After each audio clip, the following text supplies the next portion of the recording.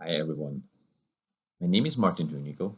I'm Associate Professor for Translational Mycology at the Medical University of Graz Division of Infectious Diseases, and I will talk today about the European Confederation of Medical Mycology Survey of Candidaemia, the ECMM Candida III study.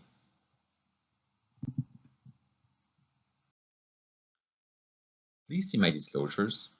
So this study was supported by investigator-initiated research grant from Synexis, and myself and Oliver Connelly served as the co-PIs for this study.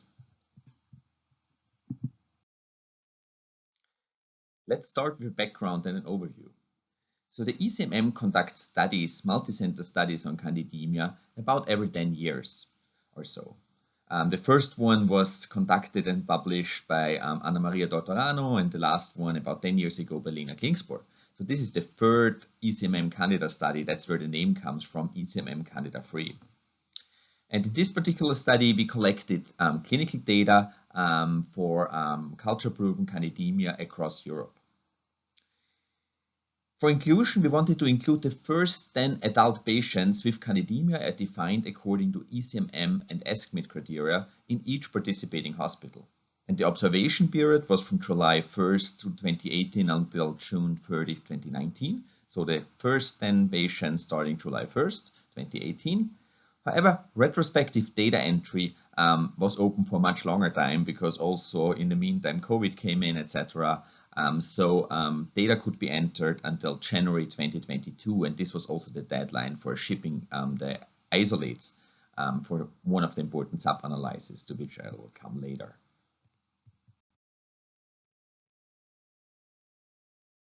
To make this study really reflective of the population distribution across Europe, we allowed a maximum of 8 hospitals per ECMM member country, depending on the population size. So we have close to 30 ECMM member countries, and of course population differs widely between these member countries. So for the biggest ECMM member countries, the 6 largest with populations above 50 million, we allowed up to a maximum of 8 hospitals in each of these countries. These are Russia, Germany, Turkey, France, UK, and Italy. Then we allowed for up to a maximum of 4 hospitals for ECMM countries with populations that are above 25 million but below 50 million, which is here Spain and Poland. While up to 2 hospitals were allowed for the remaining 16 ECMM member countries with population below 25 million. You see here for these 16 ECMM countries, the mean population was 9.4 million versus 82.5 million for the largest member countries.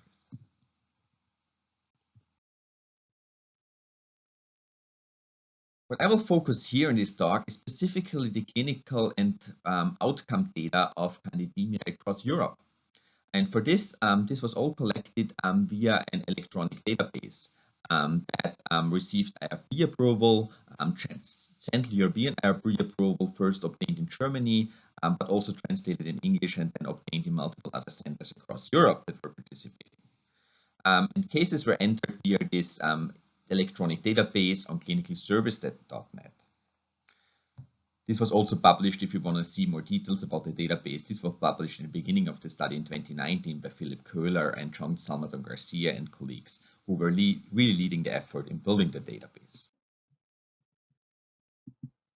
So as mentioned, this is the third pan-European multi-center study of the ECMM. And for our main objective, we really thought about the fact that we do have very well designed and regularly updated international guidelines for diagnostic and management of candidaemia. But actually, these guidelines are rarely evaluated. So as our main objective, we wanted to assess the impact of adherence to these guideline recommendations on mortality. Of course, we need first a tool to really summarize guideline adherence into a score, because of course there are different guidelines, and we focused in this tool on the 2 biggest guidelines, the European guideline led by ESCMID and the US guideline led by IDSA. And basically the recommendations in these guidelines were translated using a systematic approach into a point score, this equal Candida score, which basically could serve then as a score, as a surrogate marker for quality in diagnostics and therapy. And the maximum score that can be achieved using this guideline adherence score was 22 for CVC carriers and 19 for people who didn't have CVCs and therefore also could not get CVCs removed. This score was published in 2018 in Mycology, and you see the reference below.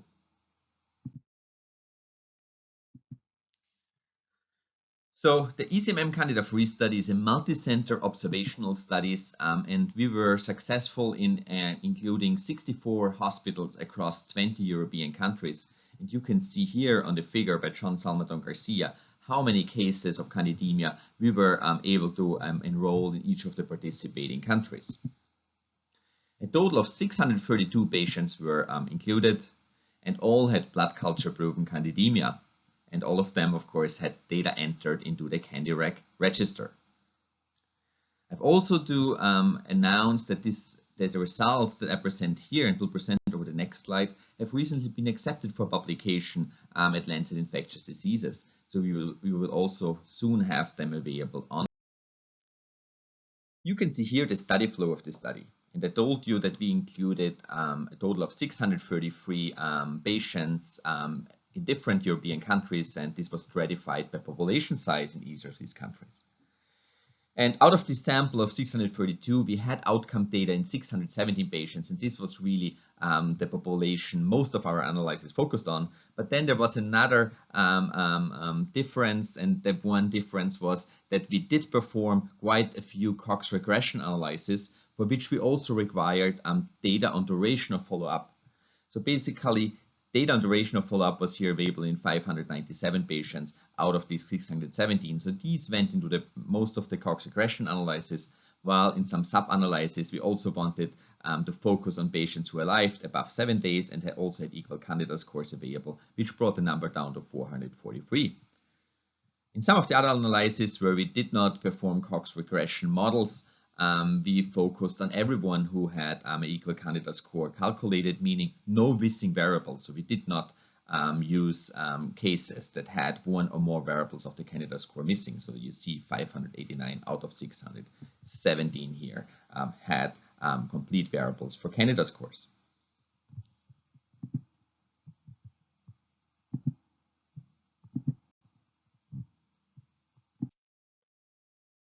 So in these samples, we performed a number of statistical analyses to really evaluate the impact of adherence to guideline recommendations on mortality. First, we evaluated baseline risk factors predicting mortality using uni and multivariable Cox models in 597 patients. Then we performed a multivariable Cox model for risk analysis of equal Candida score after excluding patients that died within 7 days. And also those that did not have all variables for the calculation of the Candida score available. So these were in 443 patients. And then we also performed a multivariable model for single equal Candida score variables in the same subset of patients. Coming to the results. So first of all, you see here a summary of the demographics of our study cohort. So you see median age of the study cohort was 65 years. 57% of the study population were male, and in terms of risk factors, you can see here a number of risk factors that were present in our cohort, particularly 39% had underlying hem-onc malignancy, 37% had been admitted to the ICU when candidemia was diagnosed, 26% had recent major surgery, mostly abdominal surgery, and you can also see that 22% each had either diabetes or required total parenteral nutrition, with a BMI above 30 being present in 16% of the study population. The majority did not have catheter-related bloodstream infections. 79% had primary bloodstream infection, while in 21% the candidemia was deemed catheter-related. And the Charlson comorbidity index was in median 5. You see that over 80% had either consultation by infectious diseases or microbiology. So I think this is a good number, and we will get later to that why I think it's a good number. Echinocandins were used as first-line treatment in 56% of patients and stepped down to fluconazole in 29%. So about half of patients who started echinocandins had a step down to fluconazole during the course of candidemia. Also important, I think, that the hospital stay was prolonged only for completing parenteral antifungal therapy in 16%, so 100 out of these 632 patients. 30-day mortality in our population was 38%, and overall mortality was 46%, so quite high mortality rates observed in our cohort. In terms of complications, we found cardiac involvement and eye involvement in about 10% of cases that underwent either ophthalmologic exam or cardiac ultrasound. So about 10% of those had findings of ocular or cardiac involvement. The total numbers were lower because only a proportion of the population underwent examination for these complications. In terms of causative Candida species, we saw that Candida albicans was still predominant, but less than 50% of candidemias across Europe were caused by Candida albicans, 46% in total, while we had the large proportion of non-albicans Candida species causing candidemia, led by Candida glabrata with 21% of candidemias, Barbsilosis with 13%, followed by Tropicalis with 7%, and then Crus and Auris both at 3% of candidemias in our cohort. You can also see that there were a number of other Candida species, previously very rare Candida species, that caused candidemia in 1 to 2% of our study population. So next we come to the baseline risk model for mortality in patients with candidemia. This is focusing on the subset of 597 patients with outcome data available plus duration of follow-up. And you see here in the univariable model, which I will focus on first, that older age was a significant predictor of higher mortality, non-surprisingly. Also, admission to the ICU at the time of diagnosis was non-surprisingly a predictor of mortality, as was mechanical ventilation and a higher Charlson comorbidity index.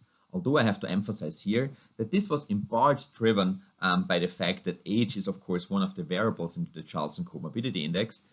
We also did some sub-analysis where we removed age, and the Charlson comorbidity index still remained a significant predictor, but it was not as strong as the original version that includes age. In terms of causative Candida species, Candida tropicalis was a significant predictor as causative pathogens for higher mortality rates with an univariable hazard ratio of 1.78. Other predictors were some of these rare rare Candida species like Candida guillamondi and Candida kefir, who both occurred only in 6 patients but were significant predictors of mortality.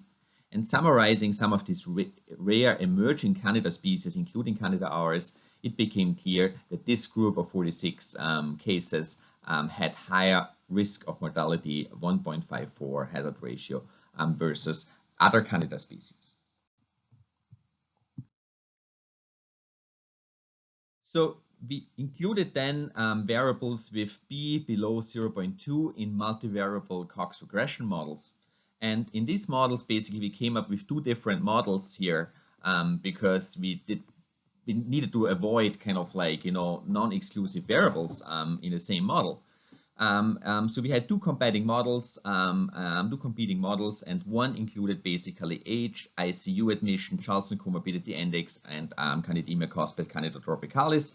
And the second model basically the same, but not candidemia caused by Candida tropicalis, but candidemia caused by Candida auris and other emerging Candida species, this group variable I showed you before. And basically, when looking into these models, it became clear that model 1 had a stronger performance in terms of the ICACA information criterion, only slightly stronger, but it was still a better model. And in this model 1, basically also all 4 variables were significant in the multivariable model. So we moved forward in our analysis with adjusting all our further analysis to these 4 baseline predictors of mortality. Adjusting for these baseline risk factors that were significant in the multivariable model for mortality I just showed you before, We next evaluated follow-up factors and their impact or predictive capability in terms of mortality. So mixed fungal infections were not a significant predictor of mortality after adjustments, but initial echinocandin treatment was a significant predictor, protective factor with an adjusted hazard ratio of 0.56 after adjusting for these adult baseline predictors, and the similar adjusted hazard ratio, nearly similar, of 0.58 was found for infection consultation conducted either by infectious diseases or microbiology. So also highly significant protective factor in terms of reducing mortality. However, when going a little bit more into detail here for an infection consultation, we found that particularly early infection consultation had a important and very significant effect on reducing mortality, while there was really a vanishing effects after excluding patients who had an early fatal outcome within 2 days. So once we excluded patients who died within 2 days, we just found borderline significant hazard ratios, P 0.042, still protective of course, but not as strongly protective as in the whole population. And really beyond 3 days of survival, there was absence of statistically significant impact on infection consultation on mortality. Of course, in this subset, the treatment consultation percentage was even higher, 83% versus 80% in the overall population. Our next analysis really focused on the equal Candida score as a measure of guideline adherence. And you can see here in all survivors above 7 days, 470 patients, that the equal Candida score was significantly higher in survivors versus fatalities, meaning patients who died after 7 days of diagnosis of candidaemia, which is here 155. Going further into detail, of course, we wanted to see which single equal Candida score variable is particularly predictive of better survival. And to remind you here about the mortality rates, overall mortality was 46.4% in our study cohort, 30-day mortality was 37.6%, and 90-day mortality 42.9%. But I want you to focus on the 46.4% mortality for our next analysis, because these are the overall mortality rates if any of these measures, any of these variables in the equal Candida score were absent. So for example, in the population where initial blood cultures did not contain at least 40 ml, the absolute mortality rates, the overall mortality rates were 58%, which is higher than the 46% in the general population, the overall population. And you can find this basically for all different recommendations in the equal Candida score. So if no susceptibility testing was performed, there was a higher mortality rate of 60% versus 46% in the overall population. If no echocardiography was performed, also mortality rates were higher. And the same was for the treatment measures. CVC removal within 24 hours. If this was not performed, slightly over 50% mortality versus 46.4% in the overall population. So you can see consistently through all the measures of the equal Candida score, there was significant or higher mortality compared to those who had these diagnostic and treatment measures performed.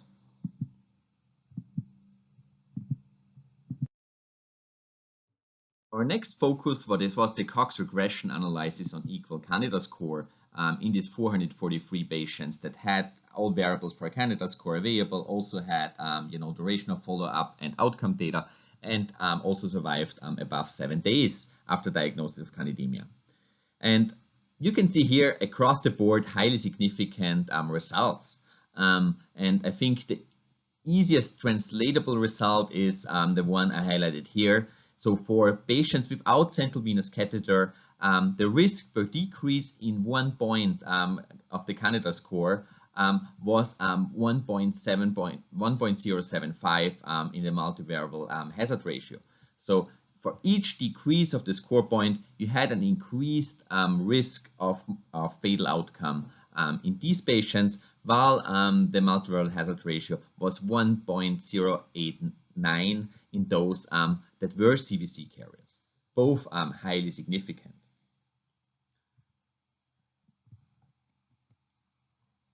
And also going into further details about which of the recommendations may be particularly powerful in predicting mortality, we found that the absence of ophthalmoscopy and the absence of echocardiography, so if these were not performed, these were actually really strong predictors of mortality, emphasizing that maybe we do need these exams in our patients with candidaemia to really rule out cardiac involvement and eye involvement. As mentioned before, in those where these were performed, we found cardiac involvement and eye involvement in each 10% of cases. And if not performed, it was a significant predictor of mortality. Also, of course, absence of certain treatment measures. So if it was not possible to step down to fluconazole, non-surprisingly, this was a factor that was associated with higher mortality.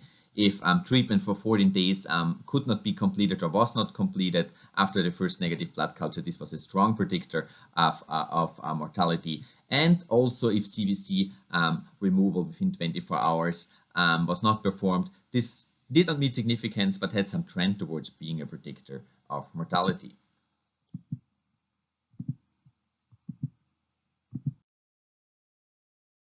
And here, basically, our findings again in a graphical format where you can see basically the overall lower scores in those without central venous catheters than those with CVCs, a concept which I introduced before in the equal score, because removal of the CVC is one of the measures, and this can only be performed if a patient has a CVC. That's why the maximum score and the general median scores are higher in those with CVCs. But really not so much different for both. The blue line is the CVC carriers versus the orange line, the patients without CVCs. You can see here basically the adjusted hazard ratio depending on the equal score value. And the higher the score is, basically the lower the adjusted hazard ratio for mortality in these patients, while with every decrease in the score, basically the adjusted hazard ratio increases. Of course, our study had a number of limitations, potential limitations. As said before, not all requested data were available for all cases, although the vast majority of cases came with complete data. Also, survival duration remained a potential confounder. I think we chose a conservative approach by excluding patients with a fatal outcome during the first 7 days for the equal score analysis. And this was also shown by some of the sub-analyses we did, where we really found that patients hospitalized lower than 7 days had extremely low equal Candida scores, much significantly lower than those who were hospitalized 7 days or longer. So if patients were hospitalized shortly or died early, of course they could not reach high equal Candida scores because there was not enough time to do all the measures that are recommended. So that was definitely something we felt was a strength of our analysis and made our results stronger. We did not find a significant correlation between equal Candida scores and basically duration of hospitalization in those hospitalized above 7 days. That's why we stayed with this 7-day cutoff. However, we acknowledge, of course, that survival duration may still be a confounder. For example, just one example, one of the guideline recommendations is 14 days of treatment. So if patients died between day 8 and day 14 of treatment, of course, they could not reach this guideline recommendation. So this may still be a confounder. However, we did some sub-analysis to control for that confounder. And indeed, when only focusing on those who were surviving at least 14 days after the last negative blood culture, we still found higher survival rates for patients treated 14 days or longer versus those who were treated less than 14 days. Here you can see 78% survival in those with treated 14 days or longer with an antifungal versus 66% in those treated less than 14 days. So this brings me to my conclusion. The overall mortality was still very high in candidaemia in Europe with 46.4% mortality. Baseline risk factors for mortality were older age, ICU admission, and higher Charlson comorbidity index. As causative pathogen, particularly Candida tropicalis, but also Candida auris and other emerging, more rare Candida species stood out as predictors of higher mortality. As a major protective factor, adherence to clinical guideline recommendation, as reflected by higher equal Candida scores, was a strong independent predictor of improved survival. And I think as an important finding, absolute mortality rates were consistently higher for each equal score variable in case these guideline recommendations were not performed. Of course, there's a number of next steps we are looking forward to. A sub-analysis is currently submitted for publication that's focusing on microbiological results from isolates sent to our central laboratory in Denmark. And for the Turkish isolates, basically, this was also done in Ankara. So lead authors here are Mycology Arentrup, who analyzed most of the vast majority of the isolates, and also Seftap Arıkan, who had fantastic help with the isolate from Turkey. There's a number of sub-analyses of the study that are in progress. One matched case control analysis for attributable mortality and costs to candidaemia, with John Salmadon Garcia and Philip Köhler leading this effort. Then another sub-analysis on antifungal treatment selection and susceptibility patterns as predictors of outcome. Here, Jürgen Brattes is leading the effort, and then also a sub-analysis on complications of candidaemia with the focus on heart and eye involvement, with Matthias Ecker leading this sub-analysis. And last but not least, also a sub-analysis specifically focusing on cases requiring prolonged hospitalization only to complete parenteral antifungal therapy, which I am leading. And with that, I just want to emphasize, stay tuned for what will be coming. And we are also, of course, looking at another important change with a number of new antifungals that will help us treat candidaemia effectively, maybe first line, but for sure also allow maybe earlier discharge on an oral treatment that is, as effective as our current echinocandins. So definitely keep an eye out for risafantin, which will be launched this year. Also, ibrexafungerp, very promising, and a number of other antifungals that will be coming available for clinical use soon. And with that, I want to thank you for your attention. And of course, this is a big study, so it needed a lot of people helping with conducting this study. Of course, I want to thank first my study co-PI, Oliver Connelly, but then, of course, also the microbiological lead, Mycology Arentrup, and also the co-lead there with Seftap, Arıkan. For the database, I want to thank Philip Köhler and John Salmadon Garcia, and for the statistics and figures, Matthias Ecker and John Salmadon Garcia. And you can see here, these are just a few people I mentioned. These papers usually have over 60 authors because it's so many people who really contributed a lot to these studies. And I really want to thank the whole team and everybody who contributed to this effort for their service.